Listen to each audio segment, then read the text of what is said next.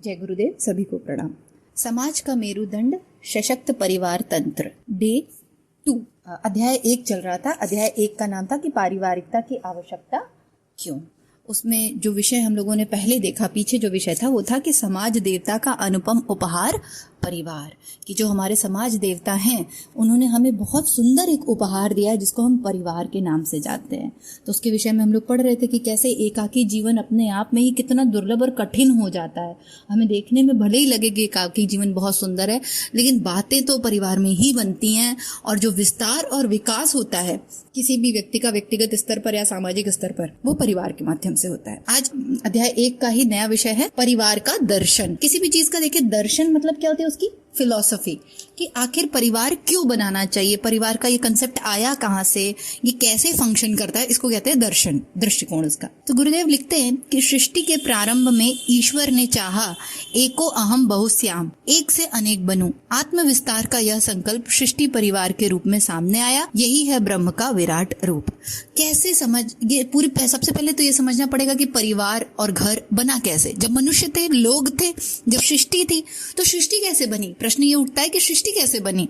तो बोलते हैं कि जब सृष्टि का प्रारंभ था तो जब भगवान थे, ईश्वर ने सृष्टि बनाई है, तो उन्होंने क्या संकल्प किया कि एको अहम बहुश्यामी, मैं एक से अनेक हो जाऊं।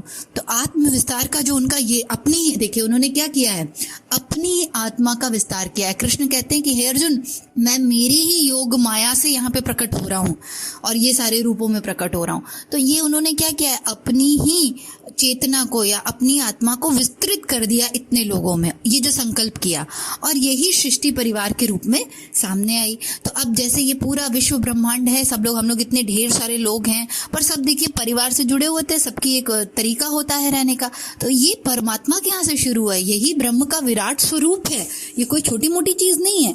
गुरुदेव आगे लिखते कि इस प्रकार परिवार के संबंध में 2 बातें आधारभूत महत्व की हैं। क्या? पहली ये कि संपूर्ण सृष्टि एक ही परिवार है जो कि वसुधैव कुटुंबकम, और दूसरा कि परिवार की लघुतम इकाई, जैसे माता पिता, पति पत्नी, भाई बहन, बच्चे, ये न्यूनतम यूनिट है जिसकी पारिवारिक शैली प्रचलित है। क्या बता रहे गुरुदेव कि देखो, एको हम बहुश्यामी करके परमात्मा ने अपनी आत्मा का विस्तार किया और इतने ढेर सारे लोगों को क्रिएट किया। अब जब परिवार बना तो परिवार की भी धारणा 2 लेवल पर समझ सकते हैं अपन। पहला लेवल है वसुधैव कुटुंबकम, जिसका अर्थ क्या हुआ कि ये संपूर्ण विश्व ही मेरा परिवार है। वसुधैव कुटुंबकम, कुटुंब यानी घर, वसुधा यानी ये पूरा विश्व जितना दिख रहा है, ये सब मेरे घर वाले हैं।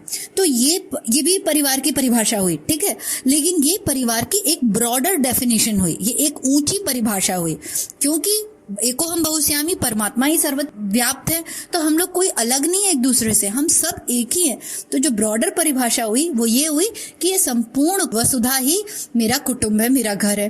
और इसी परिवार की जो लघुत्तम इकाई है, जैसे उसी का सब यूनिट कह सकते हैं ना, एक बिग यूनिट होती है और उस बिग यूनिट के एक सब यूनिट निकाल दो, तो सब यूनिट क्या है कि ये जो हम लोगों का माता पिता, पति पत्नी, भाई बहन, बच्चों का ये जो न्यूनतम छोटा सा 5-6 लोगों 10 लोगों का जो परिवार होता है, ये उसी बड़े यूनिट की छोटी इकाई है। तो अपने को क्या समझ में आ रहा है इस बात से कि ये कहानी शुरू परमात्मा के यहाँ से ही हुई है। ये जो विश्व ब्रह्मांड है, ये सारा परिवार है, ये ऊपर से ही एक एकता वाला भाव, यूनियन वाला भाव कि अपन सब एक है, ये ईश्वर के घर से बनकर आया है। और तब हम लोग धीरे धीरे उसको अपने परिवार के स्तर पर लाकर यूटिलाइज करते हैं। अब लेकिन गुरुदेव एक और बात बताते हैं कि परिवार चलता कैसे। देखिए, परिवार में मुख्यतः ढांचा पितृवंशानुक्रम होता है और मातृवंशानी। अब ये पितृवंशानुक्रम और मातृवंशीय समुदाय ये क्या होते हैं कि पितृवंश क्या होता है कि बहुत से मैक्सिमम परिवार या मैक्सिमम जो हमारे भारत के भी अगर देखें तो जितने राज्य हैं उसमें से अधिकतर पितृवंशाली के अनुसार चलते हैं कि 3 पीढ़ियां साथ में काम करती हैं और पिता की पीढ़ियां चलती हैं, ठीक है। पर गुरुदेव यहाँ बताते हैं बहुत सी जगह ऐसी भी हैं और बहुत सी जातियां ऐसी भी हैं जहां मातृवंशावली भी चलती है। जैसे जो नायर जाति की लड़कियां जहां संपत्ति में मात्र सहभागी होती है, वहीं असम की गारो जाति में परिवार की उत्तराधिकारी यानी वारिस सदा ही कोई एक लड़की बनाई जाती है और इस वारिस का चुनाव मां करती है। तो ये गुरुदेव बस एकदम सिंपल एग्जाम्पल दे रहे हैं कि हमारे भारत में किस तरीके का परिवार का दर्शन चलता है। तो हमारे यहाँ दोनों ही तरीके की व्यवस्था है, पितृवंशावली वाली भी और मातृवंशावली वाली भी है, लेकिन पितृ वाली ज्यादा है, मातृ वाली थोड़ी सी कम है, कहीं कहीं पर है मातृवाली। मातृवाली में कैसा होता है कि मम्मी के फैमिली के मतलब बेटियां रहती है। जैसे मनाली में मैंने सुना है कि वहाँ मनाली में जो जमीन वगैरह होती है वो जो है दामाद लोग जो लड़कियां जब शादी करती हैं तो जाती हैं वहाँ, वो ससुराल में नहीं जाती हैं, वो लड़के आते हैं रहने के लिए। क्योंकि वो लोग अपनी जमीन बाहरियों को नहीं देना चाहते, अपनी प्रॉपर्टीज, तो वो लड़कियां वहां की वहीं रह जाती हैं। जिनको विवाह करना होता है वो विवाह करके वहीं जाते हैं। तो दोनों तरीके के पैटर्न चलते हैं, उसमें कोई बुराई नहीं। पर गुरुदेव एक तरीका बता रहे कि कैसे हम लोगों के परिवार की व्यवस्था बनी हुई है। तो गुरुदेव ने कहा कि ऊपर कही गई मातृवंशीय जातियों के अतिरिक्त शेष लगभग संपूर्ण भारत में पैतृक वंशानुक्रम ही प्रचलित है, और जहां पुत्र को पिता का सहज और स्वाभाविक वारिस समझा जाता है। तो हाँ, ये जो थोड़ा बहुत अगर देखा जाए मातृ वाला, वो जो कहीं कहीं है, केरल, कर्नाटक, तमिलनाडु, इधर इस एरिया में थोड़ा थोड़ा चलता है, लक्षद्वीप, असम, इन कुछ हिस्सों में मातृवंशी परिवार व्यवस्था है। लेकिन गुरुदेव बताते हैं इसके अलावा जितने भी हैं वहां पे कैसी है, पैतृक वंशानुक्रम प्रचलित है, कि जहां पे पुत्र को पिता का सहज और स्वाभाविक वारिस समझा जाता है। तो वारिस कौन होता है, यानी परिवार का क्रम कैसे आगे बढ़ता है, कैसे व्यवस्था आगे बढ़ती है कि जो पिता है उनका जो पुत्र होगा, फिर पुत्र के जो बच्चे वगैरह होंगे वो फिर आगे ऐसे समाज परिवार चलाते जाएंगे। तो इस तरीके से व्यवस्था चलती जाती है। गुरुदेव कहते हैं कि सामान्यतः परिवार से आशय 3 पीढ़ियों के सहभोजी और सह आवासी समूह से होता है, जिसमें माता पिता, बेटे और अविवाहित बेटियां तथा बेटों की बहुएं और बच्चे शामिल होते हैं।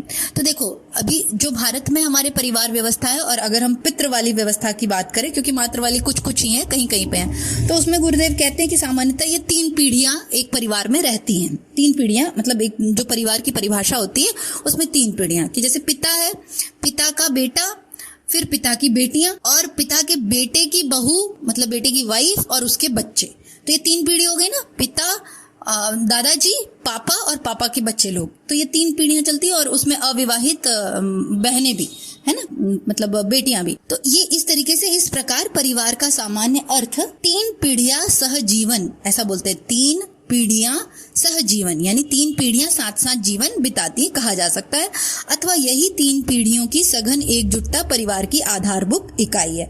तो परिवार की आधारभूत इकाई क्या है कि यही 3 पीढ़ियां एकजुट होकर रहती हैं। और इसी को अगर सिकोड़ दें, अगर इसी को थोड़ा सा, आजकल जो सोलो फैमिली की कल्चर चला हुआ है, तो उसमें कौन हो जाते हैं, मम्मी पापा और बच्चे, है ना, इतना हो जाता है। अब देखो धीरे धीरे यूनिट, सब यूनिट, और फिर उसकी भी एकदम स्मॉल यूनिट ऐसे बनती चली जा रही। तो सबसे बड़ी यूनिट तो भगवान ने वसुधैव कुटुंबकम बना के भेजी, फिर उससे थोड़ी सी यूनिट बनी तो ये पारिवारिक यूनिट बनी, फिर परिवार से और छोटी यूनिट बन गई तो सोल फैमिली वाली यूनिट बन गई। पर ये क्या बताना चाह रहे हैं, प्रश्न ये उठता है, प्रश्न ये बताना चाह रहे हैं कि यूनिट भले ही छोटी हो जाए, समुद्र में इतना बड़ा समुद्र है, आप अब उसको समुद्र का पानी निकाल के थोड़ा सा लोटे में रख दो, थोड़ा सा बाल्टी में रख दो, थोड़ा सा बड़ी सी टंकी में रख दो, थोड़ा सा तालाब में डाल दो, पर है तो वो पानी ही ना। तो जो चाहे तुम छोटा रखो चाहे बड़ा रखो यूनिट को, पर जो व्यवस्था का क्रम होना चाहिए, जो एटीट्यूड होना चाहिए परिवार में लोगों के प्रति, वो कैसा होना चाहिए, वो आत्मीयता वाला ही होना चाहिए। क्यों? क्योंकि जो शुरुआती दौर में जिसने ये परंपरा शुरू की, जिसको ईश्वर कह सकते हैं, जिसने एको हम बहुश्यामी का कंसेप्ट लाया कि मैं एक से अनेक हो जाऊं और ऐसे मिलजुल कर रहूं, उसकी यही मंशा थी कि हम सब आत्मीयता के साथ, एक साथ, प्रेम के संबंधों के साथ रहें। और परिवार का आगे गुरुदेव अभी देखिए इसमें बताएंगे, इसका और भी सिकुड़ा रूप है पति पत्नी और बच्चों को मिलाकर बनी पारिवारिक इकाई, तथा इसका सर्वाधिक विकसित रूप है वसुधैव कुटुंबकम। एकदम सिकुड़ा रूप हो गया सोलो फैमिली, मम्मी पापा और बच्चे, और एकदम विकसित वाला रूप हो गया वसुधैव कुटुंबकम, मतलब ब्रॉडर व्यू वाला हो गया वसुधैव कुटुंबकम। हम सब एक हैं, पूरा ये संसार विश्व ब्रह्मांड ही हमारा परिवार है, घर है। पारिवारिकता मात्र सहभोज और सहनिवास नहीं, वह एक सहकारी संस्था है। पारिवारिकता क्या है? सिर्फ साथ रहना ही नहीं होता कि हम लोग बस साथ में खाना खाते हैं और साथ में रहते हैं, पर वो एक सहकारी संस्था है जहां सहकार के सूत्र जीवन के किसी एक क्षेत्र से संबंधित नहीं है, अपितु संपूर्ण जीवन क्रम से जुड़े हैं। तो देखिए, परिवार मतलब ये नहीं कि बस हम लोग साथ में भोजन करते हैं और साथ में रहते हैं, ये हमारे पूरे जीवन क्रम से जुड़ा हुआ है। जीवन के उतार चढ़ाव, हमारे टैलेंट से, हम प्रति व्यक्ति परिवार में जितने सदस्य हैं सबका आत्म विकास हो रहा है कि कि नहीं, सब में आत्मीयता बढ़ रही है कि नहीं, सब इस भावना से ओतप्रोत हो पा रहे हैं कि नहीं, वसुधैव कुटुंबकम, आत्मीयता का विस्तार हो पा रहा है कि नहीं। गुरुदेव देखिए अभी आगे इसमें बहुत सुंदर बताएंगे कि हम लोग आज के समय में जो गड़बड़ हो रही है परिवारों में, वो क्या हो रहा है, हम लोग बहुत संकुचित हो गए। और जो परिवार बनाने के पीछे उद्देश्य था कि हम क्या सीखें, कि प्रति व्यक्ति आत्म विकास हो, ठीक, हर व्यक्ति का परिवार में आत्मा का विकास हो, चेतना के लेवल पे अपन एक लेवल ऊपर उठे। परिवार की व्यवस्था ऐसी नहीं होनी चाहिए कि सब मिलके बस पार्टी करते हैं और खूब ढेर सारा बड़ा बड़ा शादी हो रहा है, विवाह हो रहा है, कर्मकांड हो रहे हैं, हंसी मजाक हो रहा है, फिर निंदा चुगली हो रहा है, सिर्फ भोजन खाया पिया सो गए और बच्चे पैदा हो रहे हैं। नहीं, सिर्फ इतना नहीं था, ये है, इसके कोई मना ही नहीं है, पर ये मुद्दा, ये लक्ष्य नहीं था। लक्ष्य था कि ये सब करने में हर प्रति व्यक्ति सोल का विकास हो रहा है कि नहीं, हर चेतना का, जितनी चेतनाएं हैं परिवार में, छोटी से छोटी और बड़ी से बड़ी, क्या उनका आत्म विकास हो रहा है। और दूसरा लक्ष्य था कि क्या उनका आत्मीयता का भी विकास हो रहा है। दोनों पॉइंट, आत्म विकास मतलब पर्सन इंडिविजुअल प्रोग्रेस, और आत्मीयता का विकास मतलब कि सोल लेवल पे मैं सबसे कनेक्ट कर पा रही हूँ क्या, कि जैसे एक परिवार में 10 लोग हैं तो मेरा 10 के साथ आत्मीयता है, अच्छे संबंध है, ठीक। तो जब मेरे अपने परिवार के 10 के साथ आत्मीयता रहेगी, मेरे किसी के साथ झगड़ा मारी नहीं रहेगी, मैं सबको एक दृष्टि से देख पा रही हूँ, सबको एक समान प्यार दे पा रही हूँ, आत्मिक स्तर पर अटैचमेंट रख पा रही हूँ, आत्मिक स्तर पर, इंडिविजुअल लेवल पे नहीं कि भाई ये 10 गिनती के 4 लोग मेरे फ्रेंड है और 4 लोग से तो निंदा चुगली करेंगे, ऐसा नहीं। तो ये परिवार से शुरू होता है। ये हमारे विवेकानंद जी, सुभाष चंद्र बोस, गांधी जी, ये इन्होंने संपूर्ण विश्व को, संपूर्ण समाज को कैसे अपना परिवार मान लिया, कैसे उनके लिए जीने मरने के लिए खड़े हो गए। कहीं ना कहीं उनके हृदय में अपने परिवार के प्रति भी उस कदर आत्मीयता थी।